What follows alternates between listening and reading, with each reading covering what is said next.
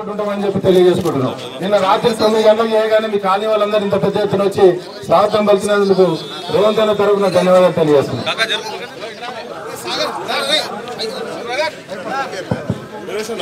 ప్రజా గొంతుక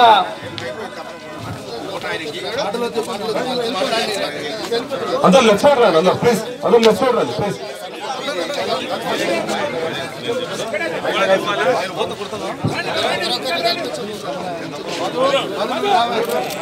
left side కూడా అందరూ ప్లీజ్.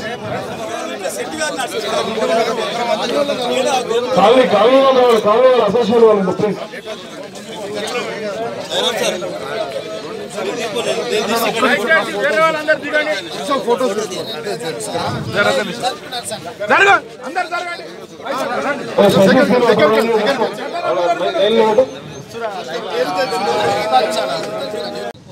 కాకుండా సామాన్య ప్రజలకు పేదోళ్ళకు కూడా అవసరం ఉంది.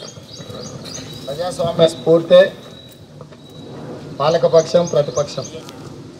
ఈ రాష్ట్రంలో పాలకపక్షం ప్రతిపక్షం అనే విధానం లేకుండా ఏకపక్షంతోనే రాష్ట్రాన్ని నడపాలన్న ఆలోచన చేస్తారు పాలకులు. దానికి ప్రధానంగా డబ్బులను పార్టీ ఫిరాయింపులని రెండింటినే నమ్ముకున్నారు. ఇది ప్రజలకు మంచిది కాదు. పోను కేవలం డబ్బులు ఉన్న వాళ్ళు, దందాలు చేసేవాళ్ళు, ధనవంతులే రాజకీయాలు చేయాల్సిన పరిస్థితులు వస్తాయి. ఇది ఏమాత్రం మంచిది కాదు. ప్రశ్నించేవాళ్ళు లేకపోతే ఏదైనా ఇప్పుడు మీ కాలనీలో కూడా మీరు అసోసియేషన్లు, మీరు ప్రెసిడెంట్లు, సెక్రటరీలు ఎందుకు పెట్టుకుంటున్నారు? అందరు కలిసి కాలనీలో ఒక ప్రెసిడెంట్, సెక్రటరీ ఉంటే కాలనీ ఇష్యూస్ ఎవరైనా రిప్రజెంట్ చేసి వాటి రిజాల్వ్ చేసుకోవడానికి అవకాశం ఉంటుంది. సో సిస్టంలో పాలకపక్షంతో పాటు ప్రతిపక్షం కూడా అంతే ఇంపార్టెంట్.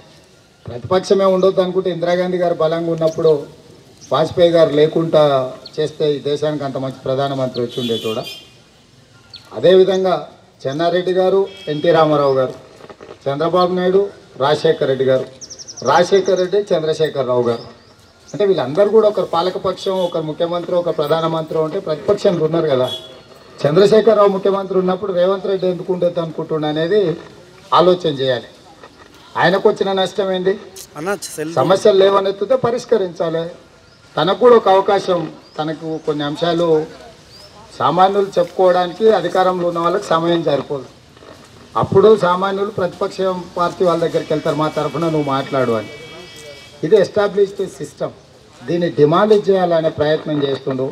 దానికి అనుకూలంగా మనకు నమ్మకమైన వాళ్ళు కానీ, మనకు తోడున్న వాళ్ళని కానీ ఆఖరి నిమిషంలో నేను తీసేసుకున్నా, నా పార్టీలో కలిపేసుకున్నా, నేను కండువ కప్పేసిన అని కిందుండే వ్యవస్థలతో సంబంధం లేకుండా ఈ మధ్యలో ఉండే వాళ్ళను తన వైపు తిప్పుకొని రాజకీయాలు చేయాలని చూస్తుండు. దీనికి ఒకటే గుణపాఠం, ఇట్లాంటివి ఏం చేసినా కూడా ప్రజలు తమ ఓటు హక్కును నిర్దిష్టంగా ఉపయోగించుకుంటారు. వాళ్ళ అభిప్రాయాన్ని పక్కాగా చెప్తారని. మొన్న జరిగిన శాసనమండలి ఎన్నికలలో 64 శాసనసభ ప్రాంతాలలో కలిసి మన శాసనమండలి ఎన్నికలు జరిగినాయి.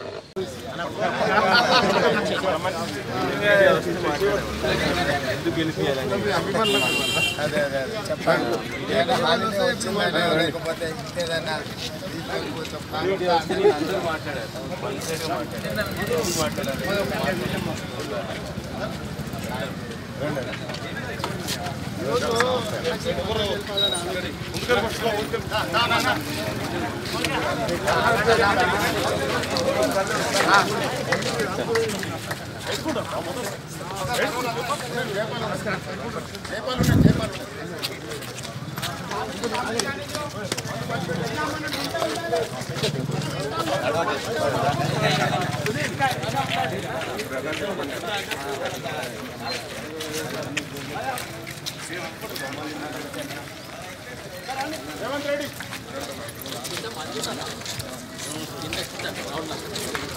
జరగండి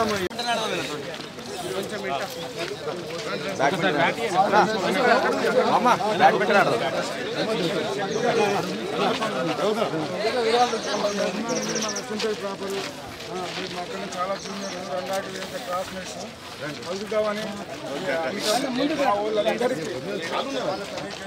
బాబు ముందు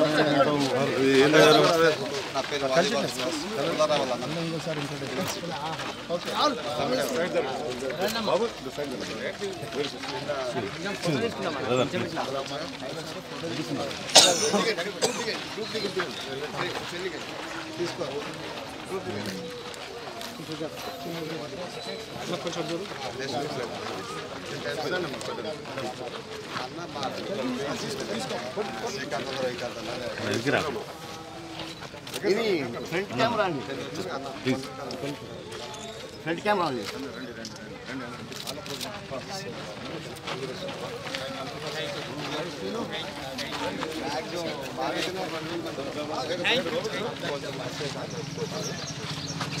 అన్న వచ్చుగా